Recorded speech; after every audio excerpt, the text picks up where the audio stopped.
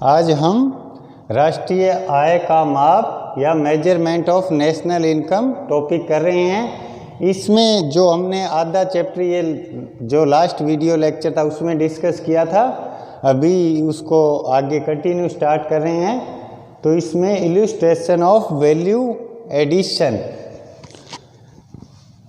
मूल्य वृद्धि विधि का हम अध्ययन कर रहे थे राष्ट्रीय आय को मापने की। तो मूल्य वृद्धि विधि का उदाहरण से देखेंगे किस तरह से राष्ट्रीय आय का माप करने की हम सबसे पहली विधि मूल्य वृद्धि विधि या उत्पाद विधि का अध्ययन कर रहे थे। राष्ट्रीय आय का माप करने की 3 विधियां होती है, उसमें से हम पहली विधि का अध्ययन कर रहे थे। तो मूल्य वृद्धि विधि को उदाहरण से समझेंगे। तो इसमें यहाँ लेंगे फर्स्ट कॉलम में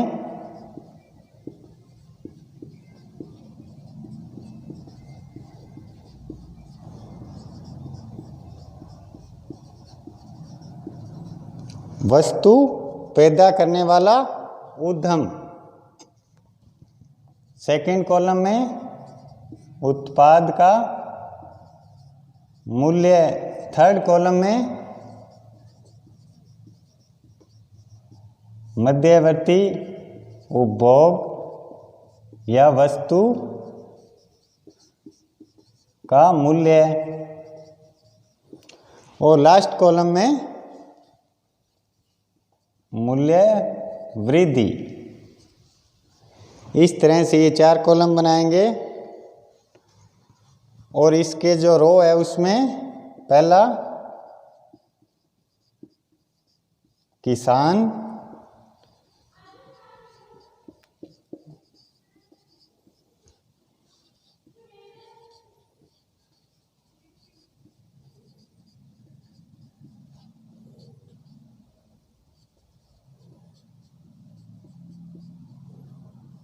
हम मूल्य वृद्धि विधि या उत्पाद विधि का उदाहरण से समझ रहे हैं कि किस तरह से वैल्यू एडिशन होता है। तो इसके 4 कॉलम लेंगे। वस्तु पैदा करने वाला उद्यम, इसमें पहला किसान, दूसरा आटा मिल, तीसरा बेकरी वाला और चौथा दुकानदार। ये उत्पाद का मूल्य, ये मध्यवर्ती वस्तु या मध्यवर्ती उपभोग या मध्यवर्ती वस्तु का मूल्य है, या इसे लागत भी कहते हैं मध्यवर्ती वस्तु की। और ये मूल्य वृद्धि है कितनी हुई।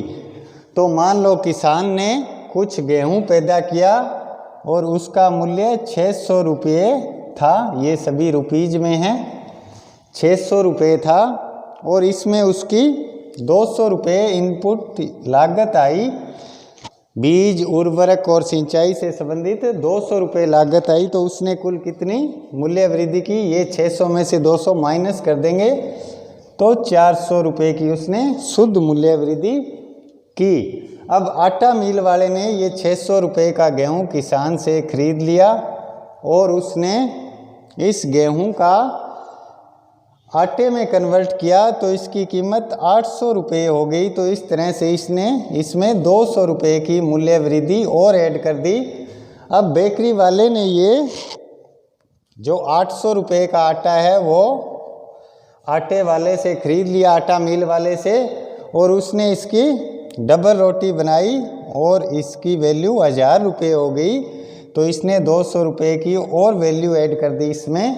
अब दुकानदार क्या करेगा, इसको 1000 रुपये की इसने डबल रोटी खरीदी और 1200 रुपये में अपने ग्राहकों को बेच दी। तो इसने फिर इसमें 200 रुपये का वैल्यू एडिशन किया।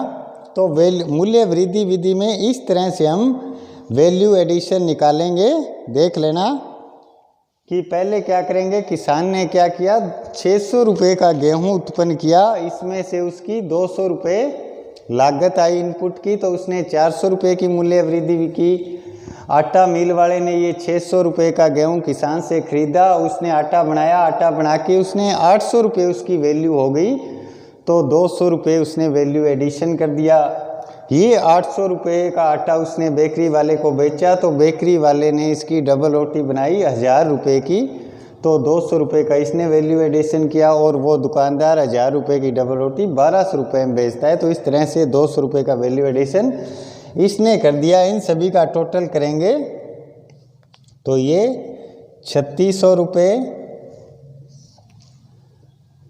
2600 रुपये और ये 1000 रुपये। तो वैल्यू एडिशन निकालते समय क्या कर ध्यान रखना है हमको, जो अंतिम वस्तु का मूल्य या उत्पाद का जो मूल्य है उसमें से मध्यवर्ती उपभोग लागत को माइनस कर दिया जाता है।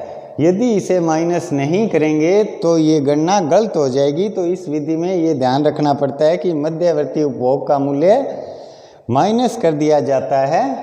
तो अभी अब इस विधि में आगे देखेंगे।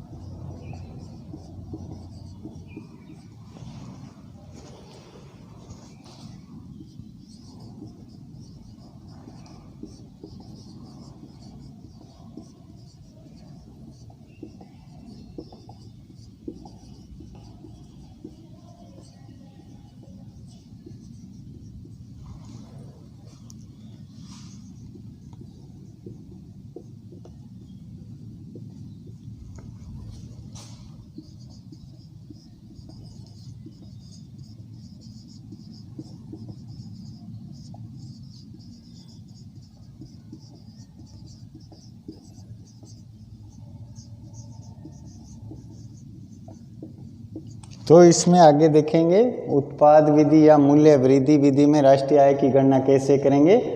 तो जैसा कि हम जानते हैं, हमने पहले पढ़ा था, एक लेखा वर्ष में देश की घरेलू सीमाओं के अंदर उत्पादक उद्यमियों द्वारा की गई मूल्य वृद्धि को बाजार कीमत पर कुल मूल्य वृद्धि या बाजार कीमत पर कुल घरेलू उत्पाद कहते हैं। Gross domestic product at market price कहते हैं। तो ये जो अब हमारा निकल आएगा gross domestic product at market price का अनुमान लगाने के बाद, इसमें अब आगे देखेंगे कि राष्ट्रीय आय की गणना किस तरह से करेंगे। तो ये इस समीकरण से करेंगे। अब हमारा ये gross domestic product at market price निकल आया। तो इसमें से क्या कर देंगे, minus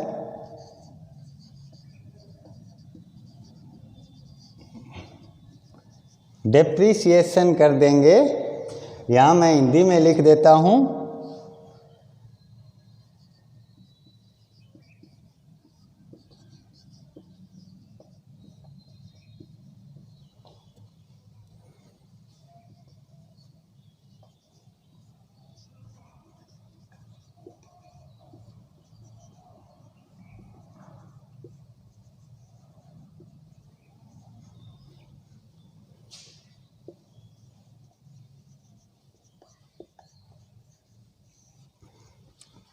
gross domestic product at market price minus depreciation, Hindi में बाजार कीमत पर कुल या सकल घरेलू उत्पाद में से मूल्य ह्रास माइनस कर देंगे।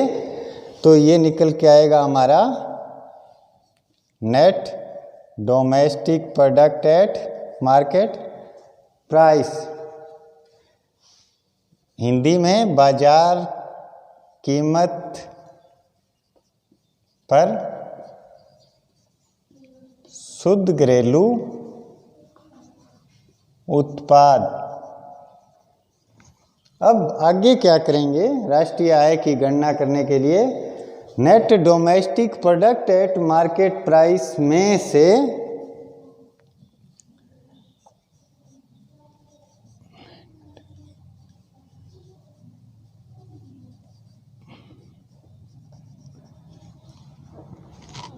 Net domestic product at market price में से नेट इनडायरेक्ट टैक्स माइनस कर देंगे। यहाँ बाजार कीमत पर शुद्ध घरेलू उत्पाद, हिंदी में शुद्ध अप्रत्यक्ष कर माइनस कर देंगे तो ये हमारा निकल के आ जाएगा net domestic product at factor cost, Hindi में साधन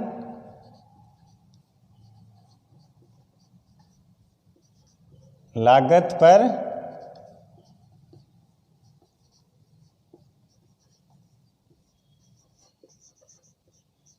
शुद्ध घरेलू उत्पाद, net domestic product at factor cost. इसके बाद जो लास्ट स्टेप है इसमें नेट डोमेस्टिक प्रोडक्ट में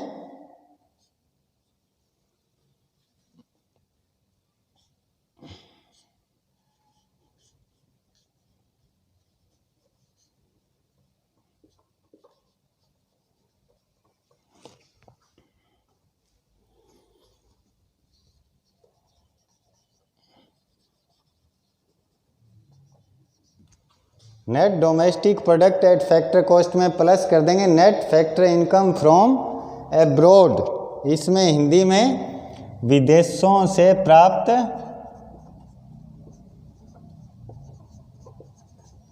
शुद्ध साधन आय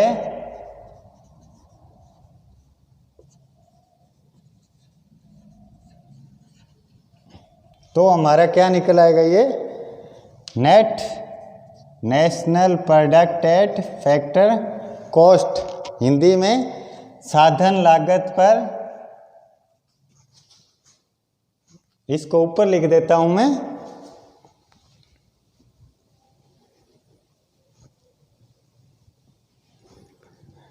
net national product at factor cost.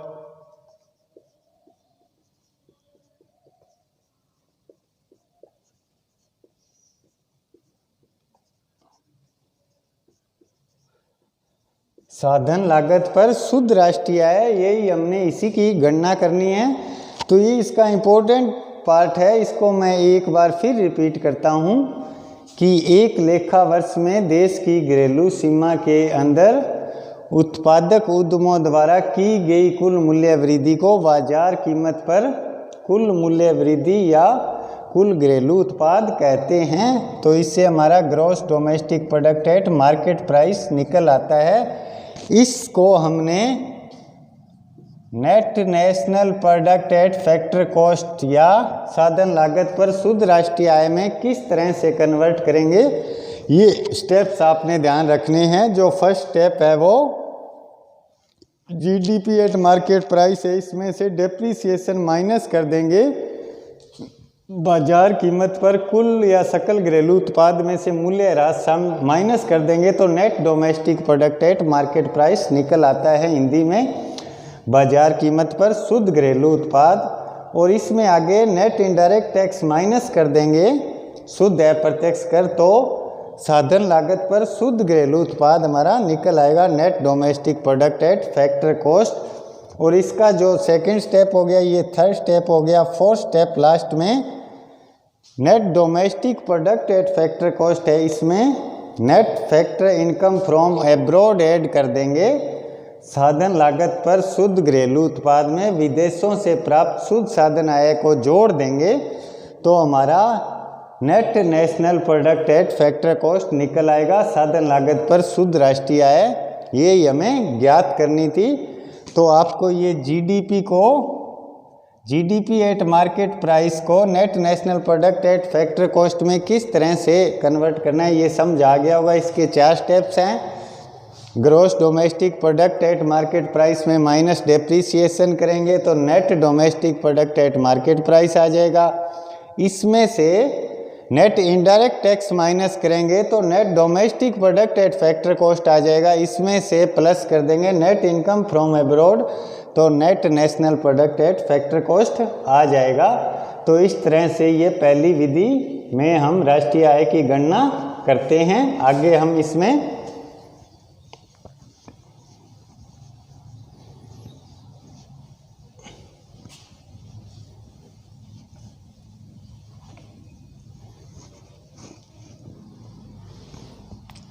Diagram से देखेंगे कि measurement of national income using value addition method, ये किस तरह से होता है इसमें वैल्यू एडिशन, इसकी एक हम डायग्राम बनाएंगे पूरा। तो यहाँ लेंगे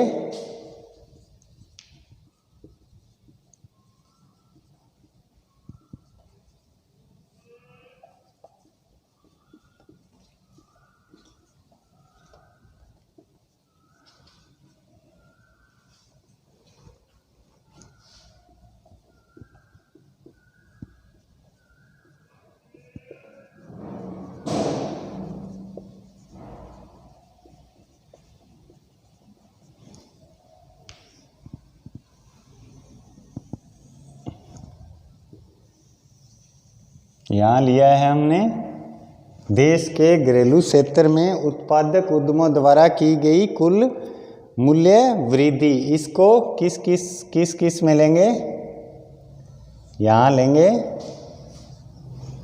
प्राथमिक क्षेत्र में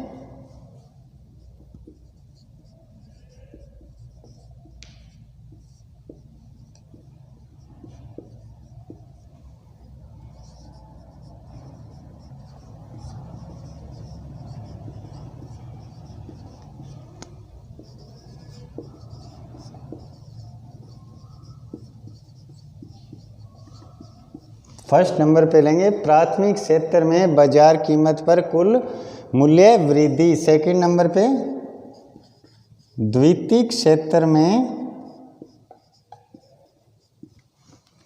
बाजार कीमत पर कुल मूल्य वृद्धि। थर्ड पे तृतीयक या टर्सरी सेक्टर में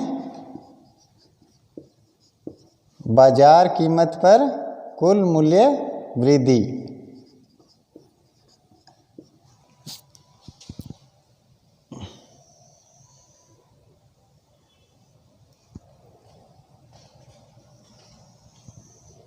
तीनों सेक्टर की बाजार कीमत पर मूल्य वृद्धि लेंगे।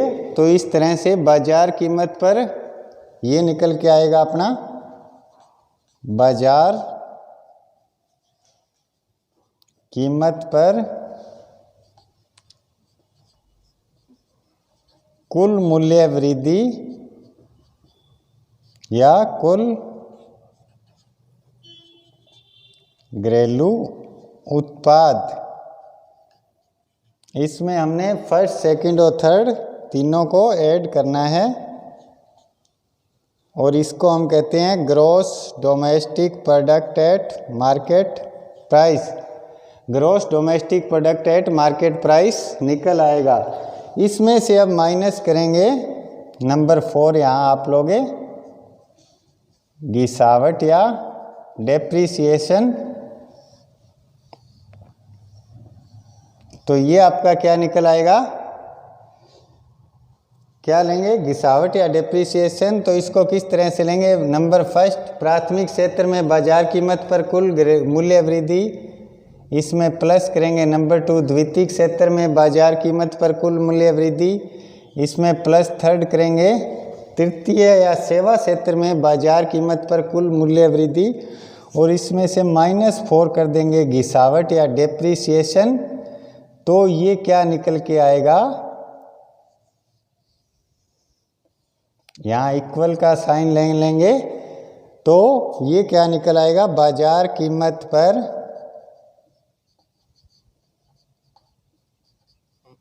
शुद्ध मूल्य वृद्धि।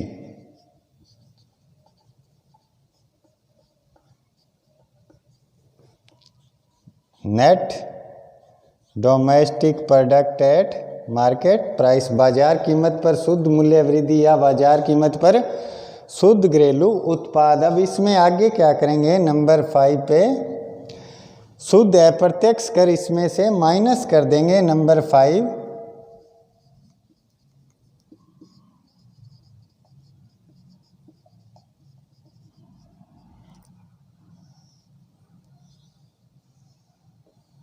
शुद्ध अप्रत्यक्ष कर माइनस कर दिए तो क्या आ जाएगा, इक्वल का निशान लेंगे यहाँ। फर्स्ट को ऐड किया, इसमें सेकंड द्वितीयक क्षेत्र ऐड किया, थर्ड ऐड किया, माइनस कर दिया फोर्थ। माइनस फोर्थ क्या किया था, घिसावट, और इसमें माइनस कर दिया 5 शुद्ध अप्रत्यक्ष कर। तो ये क्या आ जाएगा, ये साधन लागत पर जो बाजार कीमत है वो शुद्ध अप्रत्यक्ष कर माइनस करने से साधन लागत में परिवर्तित हो जाएगी। तो ये आ जाएगा आपका साधन लागत पर शुद्ध मूल्य वृद्धि। साधन लागत पर शुद्ध मूल्य वृद्धि, net domestic product at factor cost. और इसमें जो अगला स्टेप है वो देखेंगे क्या करेंगे, तो इसमें प्लस कर देंगे, 6 नंबर पे प्लस करेंगे।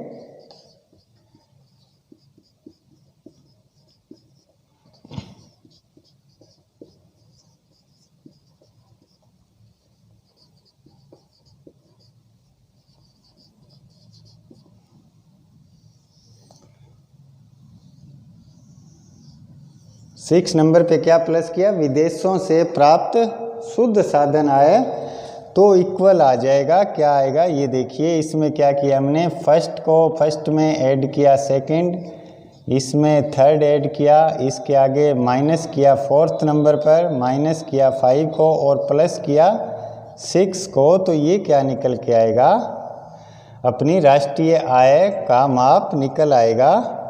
तो इसको हम लिखेंगे राष्ट्रीय आय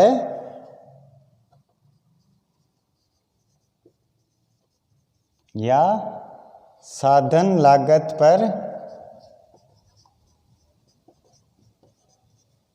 शुद्ध राष्ट्रीय उत्पाद, net national product at factor cost. इस तरह से हमारी ये राष्ट्रीय आय निकल के आ गई। तो ये इम्पोर्टेंट डायग्राम है, इसको मैं एक बार फिर एक्सप्लेन कर रहा हूँ। देश के यहाँ से स्टार्ट किया था हमने, हम क्या कर रहे हैं, राष्ट्रीय आय को मापने की विधियों का अध्ययन कर रहे हैं। तो राष्ट्रीय आय को मापने की 3 विधियाँ होती हैं, मूल्य वृद्धि विधि या उत्पाद विधि पहली विधि है, उसका हम अध्ययन कर रहे हैं इसमें। तो इसमें सबसे पहले लेंगे देश के घरेलू क्षेत्र में उत्पादक उद्यमों द्वारा की गई कुल मूल्य वृद्धि। तो जैसा कि हमने पहले डिस्कस किया था, देश के उत्पादक उद्यमों का हम क्लासिफिकेशन और आइडेंटिफिकेशन करेंगे। तो इसमें पहला सेक्टर प्राथमिक क्षेत्र में बाजार कीमत पर की गई मूल्य वृद्धि, सेकंड में द्वितीयक क्षेत्र में बाजार कीमत पर की गई कुल मूल्य वृद्धि, थर्ड में तृतीयक क्षेत्र में बाजार कीमत पर की गई कुल मूल्य वृद्धि। तो इन तीनों सेक्टर में जो बाजार कीमत पर जो कुल मूल्य वृद्धि इन उत्पादक उद्यमों ने की है उनको ऐड कर देंगे। तो इसे बाजार कीमत पर कुल मूल्य वृद्धि या कुल घरेलू उत्पाद निकल आएगा। फर्स्ट सेकंड और थर्ड को ऐड करेंगे, तो यहाँ ऐड किया हमने फर्स्ट सेकंड और थर्ड को। इसमें से नंबर 4 पे क्या लिखा है हमने, गिसावट या डेप्रीसिएशन को माइनस कर देंगे। तो जो कुल मूल्य वृद्धि थी वो शुद्ध मूल्य वृद्धि में बदल जाएगी। यहाँ ये देखो हमने फर्स्ट सेकंड थर्ड इन तीनों को ऐड करके इसमें से -4 गिसावट को इसमें से माइनस कर दिया, तो बाजार कीमत पर शुद्ध मूल्य वृद्धि निकल आई, net domestic product at market price. अगला स्टेप क्या करेंगे, फर्स्ट सेकंड थर्ड को ऐड करके इसमें से -4 को करेंगे, गिसावट को माइनस करेंगे। 5th नंबर पे शुद्ध अप्रत्यक्ष कर इसमें से यदि माइनस करेंगे तो शुद्ध अप्रत्यक्ष कर जब माइनस करते हैं तो जो वैल्यू हमारे पास बाजार कीमत पर होती है वो साधन लागत में बदल जाती है। तो यहाँ देखेंगे फर्स्ट सेकंड थर्ड को ऐड किया, -4 किया, -5 शुद्ध अप्रत्यक्ष कर इनमें से माइनस किए तो साधन लागत पर शुद्ध मूल्य वृद्धि आ गई net domestic product at factor cost. और जो लास्ट स्टेप है 6th नंबर पे वो net domestic product at factor cost में net factor income from abroad, यदि हम ऐड कर देंगे विदेशों से प्राप्त शुद्ध साधन आय तो राष्ट्रीय आय या net national product at factor cost हमारा निकल आएगा। Net national product at factor cost, इसे ही हम राष्ट्रीय आय कहते हैं। तो यहाँ देखिए लास्ट कॉलम में फर्स्ट क्या था, प्राथमिक क्षेत्र में बाजार कीमत पर की गई कुल मूल्य वृद्धि। सेकंड, द्वितीयक क्षेत्र में बाजार कीमत पर की गई कुल मूल्य वृद्धि। थर्ड पे क्या था, तृतीयक या सेवा क्षेत्र में बाजार कीमत पर की गई कुल मूल्य वृद्धि। फोर्थ पे क्या माइनस किया था हमने, डेप्रीसिएशन या घिसावट को इन तीनों में से माइनस किया। फिफ्थ पे शुद्ध अप्रत्यक्ष कर या नेट इनडायरेक्ट टैक्स, इसमें से हमने माइनस कर दिया। सिक्स्थ पे विदेशों से प्राप्त शुद्ध साधन आय को हमने जोड़ दिया तो राष्ट्रीय आय या साधन लागत पर शुद्ध राष्ट्रीय उत्पाद प्राप्त हो गया। इस तरह से हम मूल्य वृद्धि विधि या उत्पाद विधि से राष्ट्रीय आय की गणना कर सकते हैं।